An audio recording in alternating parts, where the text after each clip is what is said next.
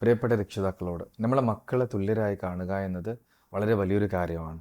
ഇതിൽ പ്രത്യേകിച്ച് ഉമ്മമാർ ഇത് വളരെയധികം പ്രയോഗിക്കുന്നതായിട്ട് കാണുന്നുണ്ട്. എനിക്ക് ഒരുപാട് മെസ്സേജ് വരുന്നുണ്ട്. ആരെന്നറിയോ?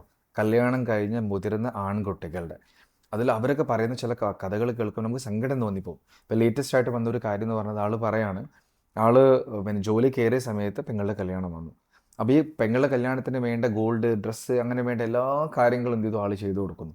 അത് കഴിഞ്ഞ് പെങ്ങളുടെ കല്യാണം കഴിഞ്ഞപ്പം ആൾ പറയാണ്, ആൾ ഓൾമോസ്റ്റ് വിവാഹപ്രായത്തിലേക്ക് എത്തിയിട്ടുണ്ട്, അല്ലെങ്കിൽ പ്രായം കഴിഞ്ഞിട്ടുണ്ട്. പക്ഷെ അപ്പോഴത്തേനും പെങ്ങളുടെ കല്യാണം കഴിഞ്ഞപ്പോഴത്തേനും അതിന് ശേഷമുള്ള കാര്യങ്ങൾ, ഓക്കെ, പെങ്ങളുടെ പ്രഗ്നൻസിയുമായി ബന്ധപ്പെട്ട് അതിന് വേണ്ട ചിലവുകൾ, പെങ്ങളുടെ കുട്ടി വന്നപ്പോൾ കുട്ടിക്ക് വേണ്ട ചിലവുകൾ, ഇതൊക്കെ ആയി രക്ഷിതാക്കൾ ആളെ കൊണ്ട് ചെയ്യിപ്പിക്കാം മുഴുവനായിട്ട്. അത് കഴിഞ്ഞു ആ പെങ്ങൾക്ക് വീടിൻ്റെ കാര്യം വന്നപ്പോൾ ആൾ കുഴപ്പമില്ലാത്ത ബിസിനസ്സും കാര്യങ്ങളാണ്, പെങ്ങൾക്ക് വീട് കെട്ടിക്കൊടുക്കണം. എന്നാൽ ഈ കുട്ടിക്ക് പെങ്ങളും ഭർത്താവും നല്ല രീതിയിൽ ജീവിക്കുകയാണ്, അവർക്ക് സാമ്പത്തികമായിട്ട് യാതൊരുവിധ ബുദ്ധിമുട്ടുമില്ല, ഒരു രൂപ കടയില്ല. എന്നാൽ ഇവനക്ക് കടങ്ങളെ കൊണ്ട് കടമാണ്. ഓക്കെ, അപ്പം എന്നിട്ട് അവർക്ക് യാതൊരു ബുദ്ധിമുട്ടുമില്ല. എന്നിട്ടും ഇവനെ കൊണ്ട് എന്ത് ചെയ്യുക, വീട്ടുകാർ ചെയ്യും. അവസാനം ഇവൾക്ക് വീട് വരെ എന്ത് ചെയ്തു, വെച്ച് കൊടുക്കുന്ന സാഹചര്യം ഉണ്ടായി. വീട് വെച്ച് കൊടുത്ത് കഴിഞ്ഞിട്ട് കാര്യങ്ങൾ തീരുന്നുണ്ടോ? ഇല്ല. ഇപ്പം ആളുടെ പെങ്ങളുടെ കുട്ടിക്ക് മീൻസ് കുട്ടി വലുതാവാണ്, ആളുടെ കല്യാണവുമായി ബന്ധപ്പെട്ടുള്ള ചർച്ചകൾ അല്ലെങ്കിൽ അത് എപ്പോഴേ സംസാരിച്ചുകൊണ്ടിരിക്കുകയാണ് എന്നുള്ളതാണ്. ചില ഓരോ ദിവസം ഓരോ പെരുന്നാൾ വരുമ്പോൾ ഓരോ ഇത് വരുമ്പോൾ ഇവൻ്റെ അടുത്ത് പേയ്മെൻറ്റ് ഇങ്ങനെ വാങ്ങിച്ചുകൊണ്ടിരിക്കുന്ന സിറ്റുവേഷൻ. ഞാൻ പറഞ്ഞു വരുന്നത്, നമ്മൾ നമുക്ക് ആങ്ങള, പെങ്ങള്, അല്ലെങ്കിൽ നമ്മുടെ ഇതെല്ലാം വേണം.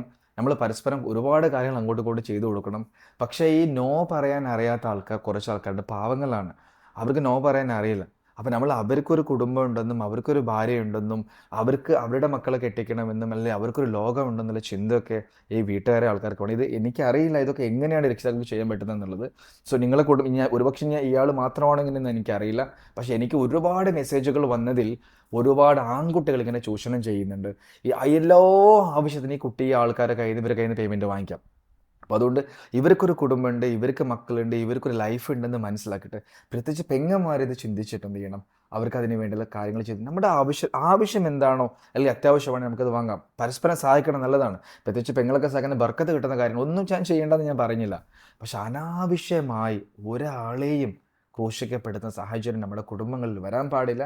ഇനി എനിക്ക് ഇങ്ങനെ അനുഭവിക്കുന്നവരോട് പറയാനുള്ളത്, ഇങ്ങനത്തെ കാര്യങ്ങളൊക്കെ നിങ്ങൾ അനുഭവിക്കുന്നുണ്ടെങ്കിൽ നിങ്ങൾ 100% ദീനനുസരിച്ച് ദീനിൻ്റെ നിലപാടെടുക്കണം. ചെയ്യേണ്ട കാര്യങ്ങൾ ചെയ്തു കൊടുക്കുക. നോ പറയേണ്ടിടത്ത് നോ പറയാൻ പഠിക്കുക തന്നെ വേണം.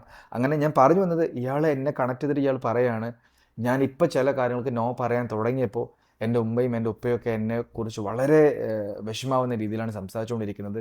ഞാൻ ഇനി എന്താണ് ചെയ്യേണ്ടതെന്ന് പറഞ്ഞാൽ ആൾ അന്തം വിട്ട് നിൽക്കുന്ന ഒരു സാഹചര്യമാണ്. അതുകൊണ്ട് ഇങ്ങനെയൊന്നും ഒരിക്കലും സംഭവിക്കരുത്.